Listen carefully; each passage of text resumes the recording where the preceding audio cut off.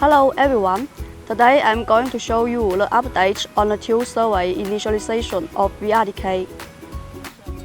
After setting up the rover and getting RTK fix solution, enter the detail survey interface. Click Configure in the drop-down list and turn on tool survey in the data interface. Go back to the detail survey interface to view the progress of the tool survey initialization.